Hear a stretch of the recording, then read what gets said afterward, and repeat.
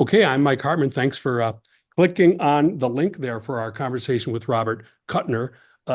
Joining us for this conversation is somebody new to the Giving Review for these purposes. Anyway, we've done cooperative work at the Giving Review with the Institute for Policy Studies before, but we thought this might be a better conversation with Bella DeVaan, who is Associate Director of the Charity Reform Initiative, a project of the Institute for Policy Studies, and co-editor of inequality.org, which you should all check out for its great content. We're speaking with Robert Kuttner, who is co-founder and co-editor of The American Prospect, which you should all read online, and there'll be a link in the introductory materials. Author of 13 books and of an article that got our attention and about which we want to speak here a little bit, called in July in The American Prospect, The Left's Fragile Foundations. Robert, if I may, just to start, why are the left's foundations fragile? Are they all fragile? Are they more fragile than the right? Or what was the thesis of the article? Well, Michael, I have a terrible weakness for puns, and that title is a pun. So, to the extent that progressivism in the United States has gotten very dependent on foundation funding, and foundations are notoriously fickle and notoriously faddist, that's a fragile foundation. Um, because if you look historically at the great gains of American progressivism, they have been based on the power of social movements. The labor movement, the civil rights movement, the LGBT rights movement, the women's rights movement, the disability rights movement. And foundations are a little bit uneasy about funding movements. And what happens is foundations are much more comfortable, program officers, with a few exceptions, funding people who are socioeconomically and professionally just like them. So you end up with a jillion Washington-based groups of nicely paid professionals who speak a good game in terms of liberal objectives, many of whom couldn't organize their way out of, a two-car funeral. And that's the problem. And if you go back in history to the glory days of the labor movement, they didn't go out and raise foundation money. They used union dues. Or if you look at Dr. King and the civil rights movement, they had a little tiny bit of foundation money from three or four lefty foundations later on. But in the beginning, they were relying on black churches and their own meager income and tithing. And similarly, the women's movement did not go out and ask for foundation grants. It organized women. And the gay rights movement, broke some furniture. The gay rights movement demonstrated the pain that gays were suffering under. And then the AIDS epidemic paradoxically humanized homosexuality. So I don't mean to denigrate all foundations or all think tanks that depend on foundations, but I think it blunts the force of what progressivism ought to be. And then if Trump or some other right-wing president were to try to weaponize the IRS on top of all of the rest of the problems, um, groups that depend on foundations are sitting ducks because it's very easy to demonstrate that, well, you pretend to be a 501c3, but you've got this first cousin relationship with a 501c4, which is allowed to do politics sort of some of the time. And the distinction between the C3 and the C4, which I call a see-through, is sort of a sham. And I mean, I could write the script, and they don't need me to write the script because they've thought of it. So, on all counts, progressivism needs to go back to its roots, learn how to organize people, learn how to be more self-reliant. That's the pitch. So are the foundations on the right fragile? I mean, they have a code of No, reality. the foundations on the right are ideologically much more coherent than the foundations on the left, and they're not even on the left, right? There's a whole spectrum of liberalish foundations that are a little bit goosey about radical tactics that range from charitable to social changey, but they want to do social change without a lot of organizing. I mean, I'm overgeneralizing here. Whereas the right-wing foundations, and I I'll tell you a story, know exactly what they're doing. So I got invited about 20 years ago to debate Bill Kristol at the Philanthropy Roundtable. I was going to be lunch. I was the lunch and entertainment. And I said, okay, I'll do that if you let me stay for the afternoon session. Sure. Well, the afternoon session was the heads of the four biggest right-wing think tanks, Heritage, Cato, AEI, and Manhattan at that time. And the audience was the heads of um, the biggest conservative foundations. And there was a kind of a love fest. And the presidents of these conservative foundations said, hey, look, we invest in you guys long term. We invest in you guys for 20, 25, 30 years because we know that's how long it's going to take. And there was no ideological difference between what the conservative foundations wanted to do and the conservative think tanks wanted to do. And I just sat there, I could cry because if you apply as a progressive group to a liberal-ish foundation, maybe if you're lucky, you get a 2-year grant. And at the end of 2 years, maybe they find somebody else who's the flavor of the day. And so there's nothing like the strategic or the ideological coherence that our friends on the right enjoy. And I think that explains some of the success of the right. And so if you look at the 2025 manifesto, where'd that come from? That didn't come from Donald Trump's family. That came from all these people who spent all these years getting funded by these conservative foundations to work in these conservative think tanks. Can I do one more question, Bella? I'm sorry, Sure. I'm not stop. But if the right's foundations were so good, so intelligent, built such a good infrastructure, wouldn't we be finishing up the second term of Jeb Bush right now? I mean, the Trump ascendance was a rejection of that in the way that, or maybe similar to, there's an anti-DC eliteness among true progressive organizing groups, in the way that you. Well, it's a very good point. I think these guys were intellectually serious conservatives, and they were blindsided by right-wing populism.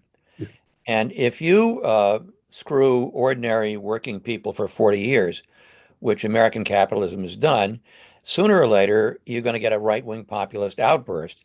And either the right is going to capture this or the progressive left is going to capture this, but somebody has to articulate all of the frustrations of ordinary working families who've just gotten further and further behind economically after 40 years of neoliberal policies. And Trump, because of his success as an entertainer and a celebrity and his brilliance at using television, did this better than anybody else. So he was the guy who got to be the tribune of frustrated white working class people. And I don't think, although some of the conservative foundations like and families like the Koch brothers thought that Trump could be useful to them. So you had alliances of convenience between some of the right-wing foundations and the right-wing think tanks and Trump. Trump made others of them rather uneasy, but I don't think they saw him coming. Bella, did you have any? Well, I would just like to say, I think the sort of phenomenon that Kuttner is speaking to is that, inequality creates conditions for charitable intermediaries like foundations to become main orchestrators in the philanthropic landscape. As the share of annual income that everyday givers can contribute to charity stagnates, as we've seen over the last couple of decades, mega donors continue to accumulate more wealth and more power to shape philanthropy. Their gifts are increasingly what organizations are relying on for support. And so we're really concerned about that, sort of how broader financialization affects the flow of funds through the philanthropic landscape. Should we move to talking a little bit more about the way that this article is sort of animating legislative history and culture and how we have a reform moment ahead of us? I just would love to talk about, both of you have articulated a lot of really strong impressions of the legacy of the 1969 Tax Reform Act and ways that we sort of last shaped our sector, over 50 years ago. And so I want to talk about what developments from that we feel like are still really relevant to our reform moment today. We could talk about how voter registration activities were heavily scrutinized at this time, even the resonance of anti-monopoly, which Wright Patman, who really was a key provocateur in the late 60s, was really attuned to how like regulatory power could be used for both philanthropy and breaking up monopolies. I'm just curious about your thoughts here and how the relationship between politics and charity was really shaped by that moment and will be again now. Do you want me to address that? Yep. Well, okay. So what happens in the late 60s is that foundations, mainly in the civil rights context, are underwriting voter registration, and they're also being a little bit partisan in that in the case of Cleveland, where Stokes is running to be the first black mayor of Cleveland, you know, they're targeting voter registration to people who are going to vote for him, which was a little bit incautious if you're a foundation. And then on top of that, when Robert Kennedy is assassinated, the Ford Foundation decides it's going to give fellowships to three of his top aides. Well, this was sort of the last straw. And so Congress decides it's time to crack down on the tacitly political or partisan activities of foundations. And we're also going to punish them a little bit by requiring that they pay some kind of tax on their endowment earnings.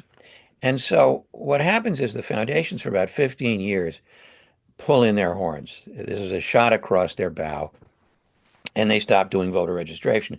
They continue to do some of it, but they're very, very careful to make it nonpartisan. Now, I think they've gotten over that. I think I mean, if you look at some of the so-called tables, that's the terminology on the left. I don't know what the terminology is on the right, but you've got C3 tables that steer a lot of money to voter registration drives, and just between us chickens, they're targeted. They're targeted to black people. And then you've got these cousin C4s that do get out the vote and that are more explicitly political. Whether you think this is a good thing or a bad thing, I'm not sure I have a strong opinion on. I mean, you can argue it both ways. It's certainly good to see philanthropic money going into voter registration. The essence of a democracy is that we need people to vote. And putting on my partisan hat or my liberal hat, I don't think it's an exaggeration to say that the progressive strategy in 2024 is to maximize the number of people who can legally vote, and the right-wing strategy is to suppress the vote. So expanding the universe of people who can vote is a good thing.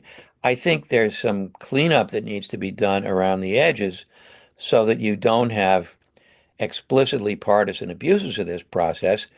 And neither the IRS nor the Congress has ever quite clarified what a C4 can legally do. In principle, a C4 can only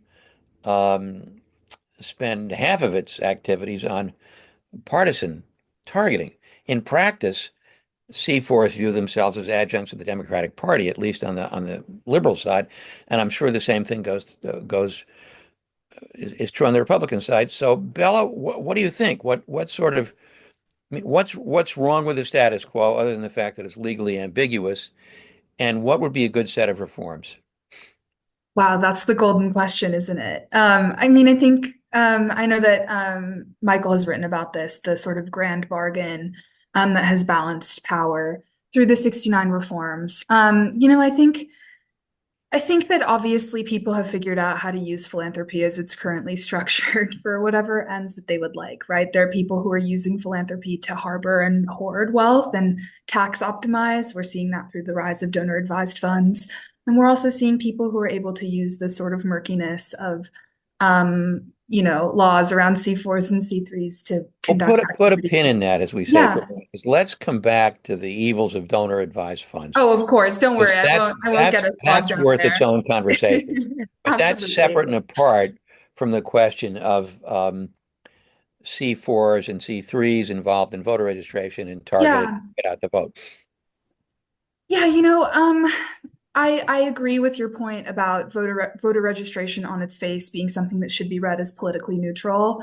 And I'm quite concerned by the ways that we're seeing reform efforts, in this Congress really taking on a witch hunt equality, which I know that your article is really speaking to, right? This idea that a weaponized IRS or a weaponized Congress could use exempt status or charitable charter as something that you can be given and taken away, and that can be used to partisan ends. I'm really concerned about the ways that the law is currently structured to allow for that. I also think that we have a different sort of on our team, we're really thinking about an establishment that is defending a certain status quo in charity that has kind of interesting cross-partisan resonance, so that there are institutional actors who are maybe more affiliated with right-wing or conservative causes who agree with more institutional liberal or Democratic Party affiliated organizations that like things the way that they are, that don't want to increase transparency or pay out recommendations or rules surrounding C4s and C3s, so that business can continue as usual. And I think this is where our unexpected partnership with the Giving Review has really come into play, because we share concern about the ways that organizations are benefiting from the way that things are currently structured. Two comments, and then I want to segue back to donor advised funds. If you want. No, because that really is an abuse that I think maybe we can all agree on. I don't see, once you allow philanthropies to get involved with voter registration, I don't see how you can prohibit de facto targeting. Mhm. That is to say, if I'm the New Georgia Project and I just do a ton of voter registration, and it just happens that a lot of the unregistered people happen to be African American, and a lot of them happen to have Democratic voting propensities, how do you legislate against that? You can't. Right. You can put some constraints on how explicitly partisan it is. And I actually think it's a good idea that philanthropic money goes into voter registration. Now, on the issue of donor Do you advised mean funds, partisan voter registration? I think voter registration, Yeah. Okay. because I think it's in the interest of a strong democracy to have as many people who were qualified to vote as possibly be registered.